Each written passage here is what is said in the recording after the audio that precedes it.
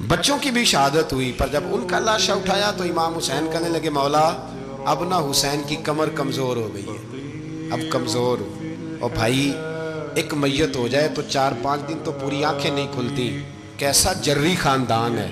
تھوڑی دیر گزری تو امام علی مقام نے پٹکا باندھا، سر پہ دستار باندھی، مولا علی کی تلوار پکڑی، نبی پاک کا امامہ باندھا اور گھوڑے پہ سوار ہوئے تو کہنے لگے زینب گھر تیرے حوالے اور میں اللہ کے حوالے، گھر تیرے حوالے اور میں، اور پھر امام حسین نکلے، امام علی مقام نکلے۔ راوی کہتے ہیں کہ یہ جلوہ پہلے بھی بڑے سونے تھے پر آج جو رنگ دیکھا وہ کبھی نہیں دیکھا، کیا انداز تھا، جدھر جاتے نعرہ لگاتے تو حد ہو جاتا۔ اتنے لوگ امام حسین نے کاٹے، اتنے کاٹے، پھر واپس پلٹ کے آئے اور کہنے لگے زینب ذرا پردے کے پیچھے سے دیکھ تو صحیح میری بہن، ان بزدلوں کو جرت ہی نہیں ہو رہی حسین کے مقابلے میں آنے، ایک دوسرے کو دھکا دیتے، تو جا تو جا، پھر اکٹھے وار ہوئے۔ یہ کون ہے کٹا ہوا، لباس ہے پھٹا ہوا، یہ بال یقین حسین ہے، نبی کا نور عین ہے۔ پھر چاروں جانب سے تیر برسے تو امام علی مقام چونکہ نماز کا وقت ہو گیا تھا، اترے گھوڑے سے، خون بہ رہا تھا، گرم ترین ریت سے تیمم کیا، سر سجدے میں رکھا، اور جب شمر آپ کی گردن کاٹنے لگا تو کہنے لگے ٹھہر جا ذرا رب سے ایک بات کر لینے، اور پھر بولے امام حسین، کہنے لگے مالک تو اب بتا کہ حسین سے راضی ہے کہ ناراض ہے، تو بتا۔ تو پھر ایک آواز آئی، یا ایتھا النفس مطمئنہ ارجعی الی ربک راضیۃ مرضیہ، فرمایا نفس مطمئنہ واپس آ جا، تو اللہ سے راضی ہے، اللہ تجھ سے راضی۔ امام حسین وہاں شہید ہو گئے۔ اب یہ قافلہ امام حسین کا سر کاٹ، ذرا دیکھنا غور کرنا، سر کاٹ کے نیزے پہ رکھا ہے، جسم کربلا میں پڑا ہے، عورتوں کو گھوڑوں پہ بٹھا کے لے جایا گیا یزید کے دربار میں۔ یزید پہلے عبید اللہ ابن زیاد نے بدتمیزی کی، پھر یزید نے کی۔ سعودی عرب کا ایک مولوی بول رہا تھا، سعودی عرب کا، ان سے بھی بڑا عشق ہے، جس نے تقریر سننی ہو میرے پاس ہے۔ ہمیں لوگ مشورے دیتے ہیں کہ جو یزید کو اچھا کہے اور حسین کو باغی کہے اس کو ہم امام مان لیں، اس بے شرم بے حیا کو جو نبی پاک کے گھرانے کے بارے میں بکے اسے امام۔ سعودی عرب میں مسجد نبی میں درس دینے والا جس نے تقریر سننی ہو میرے پاس ہے، وہ کہتا ہے یزید تو بڑا اچھا آدمی تھا، اس نے تو بڑی خدمت کی، تو میں نے اسے کہا رشتہ داری کر لیا یزید کے ساتھ، قریب ہو جا۔ شرم نہیں آتی؟ آج بھی نبی پاک کا دل دکھاتے ہو، حیا نہیں آتی، خیال نہیں آتا؟ اور لوگ گھر میں بیٹھ کے باتیں کرتے ہیں، کہتے ہیں جی جو بیت اللہ میں ہو وہ بھی برا ہو سکتا ہے۔ بیت اللہ میں تو 360 بت بھی تھے، وہ اچھے تھے؟ مدینے میں تو 360 منافق بھی رہے، پوری سورہ منافقون نازل ہوئی، وہ اچھے تھے؟ عجیب تماشا بنا دیا لوگوں نے مذہب کا۔ کہتا ہے یزید نے تو بڑی خدمت، تو عبید اللہ ابن زیاد نے قتل کیا۔ بے شرمو، اگر عبید اللہ ابن زیاد نے بھی قتل کیا تھا تو حکومت کس کی تھی؟ تو پھر یزید نے عبید اللہ ابن زیاد کو سزا کیوں نہیں دی، بلکہ ایک جگہ 2 گورنریاں دی اس کو؟ یہ حال کیا۔ بلکہ سنو کہ یزید چھڑیاں مار رہا تھا، چھڑیاں امام حسین کے لبوں پہ، تو نعمان بن بشیر صحابی تھے، بول پڑے، کہنے لگے یزید بدبخت ہاتھ پیچھے اٹھا، مجھے اللہ کی عزت کی قسم میں نے سینکڑوں بار نبی پاک کو ان ہونٹوں کو چومتے دیکھا ہے۔ حضرت جناب زینب عورتوں کے مجمع میں پیچھے ہو کے بیٹھی ہیں، یزید کے پاس جب پہنچا لشکر تو یزید کہنے لگا دیکھو اللہ نے مجھے عزت دی اور میرے مخالفوں کا کیا حال ہوا۔ تو بی بی زینب بول پڑی، اتنے صدمے سہے پر آواز توانا ہے، جاندار ہے، جاندار۔ ہمارا کسی بندے سے جائیداد کا رٹا نہیں، ہم تو چاہتے ہیں امت اکٹھی ہو جائے، لیکن جو بندہ نبی پاک کی ماں کو دوزخی کہے، حضور کے باپ کو جہنمی کہے، یزید کو امیر المومنین کہے، اس کے ساتھ اتفاق رائے کر لیا جائے، یہ مذہب ہماری سمجھ میں نہیں آتا، بالکل نہیں آتا، قطعاً نہیں ہماری سمجھ میں آتا۔ کیسے اتحاد کر لیا جائے؟ یہاں تو میرے بھائی جو ہمارے ابا کا مخالف ہو اس سے اتحاد نہیں ہوتا، اور جو نبی پاک کے والد کو دوزخی کہے اس سے اتحاد ہو جائے۔ کہتے ہیں جی وہ جی اتنی فرقہ واریت ہو گئی، ہم کس مسجد میں جائیں؟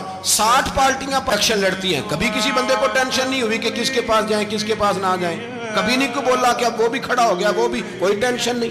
مذہب کی باری ٹینشن ہو جاتی ہے، اتنا بڑا مذہب ہوتا ہے بھائی، غلط بندے بھی آ ہی جاتے ہیں بیچ میں، تھوڑا پہچان کے چلنا پڑتا ہے صحیح کون ہے اور غلط۔ اور یہی تو ہمیں امام حسین نے بتایا ہے کہ مذہب کے اندر ہی تم نے شناخت کرنی ہے کہ بندہ ٹھیک کون ہے اور بندہ غلط یہی تو کربلا ہے, یہی تو امام حسین نے بتایا, کفر اسلام نہیں, حق اور باطل.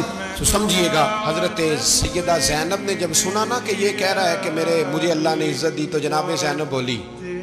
نعمان بن بشیر کہتے ہیں بی بی بولی, اتنے صدمے ہیں پر جناب زینب بولی اللہ اکبر. اس انداز میں بولی کہ پہلے قرآن مجید کی آیت پڑھی, کہنے لگی وَتُعِزُّ مَن تَشَاءُ وَتُذِلُّ مَن تَشَاءُ بِيَدِكَ الْخَيْرُ إِنَّكَ عَلَىٰ كُلِّ شَيْءٍ قَدِيرٌ.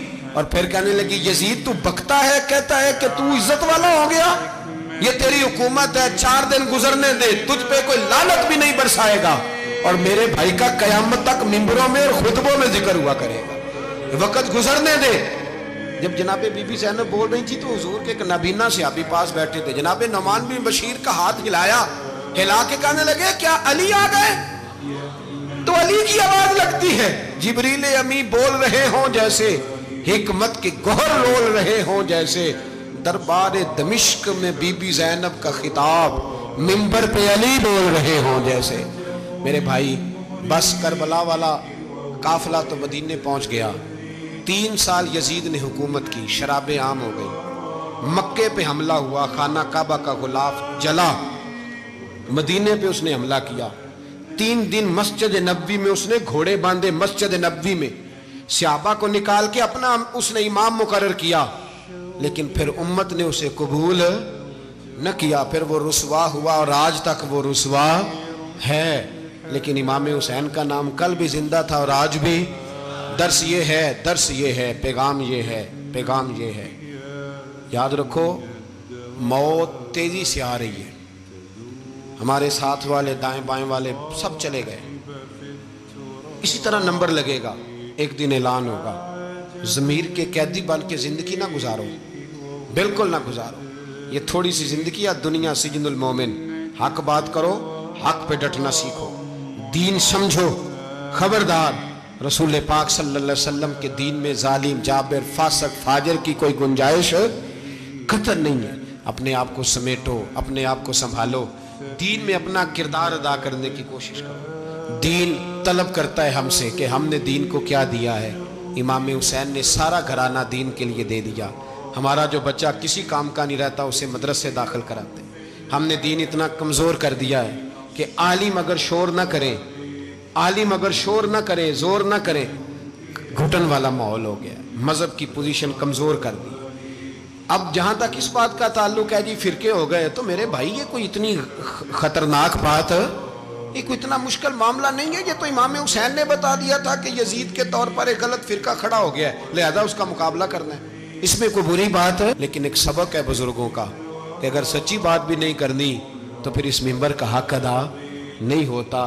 جو سچ بولے وہ حسینی ہے, جو ظالم کے سامنے کھڑا ہو جائے وہ حسینی ہے. جو مصلحت کوش ہو, جو کہے ٹائم نہیں, گراؤنڈ ریالٹی نہیں, حالات نہیں, طبیعت نہیں, موقع نہیں, تو وہ بھی امام حسین کے پیغام کو نہیں سمجھا. میں بہت سارے بزرگوں کا نام اس لیے نہیں لیتا کہ لوگ ایسے نہ کہیں کہ کسی کا نام کیش کرایا جا رہا ہے, لیکن میں نے سارے مناقب پڑھے ہیں. میری لائبریری میں کتابیں ہیں, میں پڑھتا رہتا ہوں, میں سفر میں بھی ساتھ رکھتا ہوں. لیکن حضرت شیخ عبدالصبور بیگ منشور ہزاروی کا شعر امام علی مقام کے مقابلے میں اس طرح کا ہے کہ مجھے سارے شاعروں سے زیادہ وزنی محسوس ہوتا ہے. انہوں نے کہا تھا اس شاہ مشرقین کی, اس نور عین کی, مطلوب ہے جہاں کو قیادت حسین کی. دیکھیے ذرا حسن, اور ہر سو یزیدیوں کا زمانے میں زور ہے, ایک دو جگہ پہ نہیں, ہر سو یزیدیوں کا زمانے میں زور ہے. منشور آج پھر ہے ضرورت حسین کی, آج پھر ہے ضرورت ہے, آج لوگ حسینی بنے, امام حسین کے نقش قدم پر. وہ کہتے ہیں زور ہو گیا یزیدیوں کا, یہ ہمارے بزرگ ہمیں بتا گئے. مسجد کی طرف توجہ کرو, اپنے بچوں کی نگہبانی کرو. دنیا کی زندگی اتنی مختصر ہے کہ ایک خواب لگے گا جب ہم جائیں گے دنیا, ایک خواب لگے گا. خواب تھا جو کچھ کے دیکھا, جو سنا افسانہ تھا. اہل بیت نبوت کا اسوہ عبادت ہے, ریاضت ہے, پردہ ہے, پرہیزگاری ہے. اس پر توجہ کریں. جن کی بچیاں سر نہیں ڈھانپتی وہ 10 محرم کو بے شک دیگ نہ پکایا کریں. جو لوگ قرآن شریف پڑھنے کے عادی نہیں وہ بے شک امام علی مقام کا ذکر نہ کریں, اس لیے کہ امام حسین نے سر سجدے میں کٹایا ہے اور تلاوت نیزے کی نوک پہ بھی جاری رکھی ہے. دین کے ساتھ اپنے آپ کو جوڑو، دیندار بنو، رسول اللہ کی غلامی اختیار کرو، ورنہ یہ زندگی کچھ ایسا وقت بھی لاتی ہے کہ جب زندگی بوجھ بن جاتی ہے۔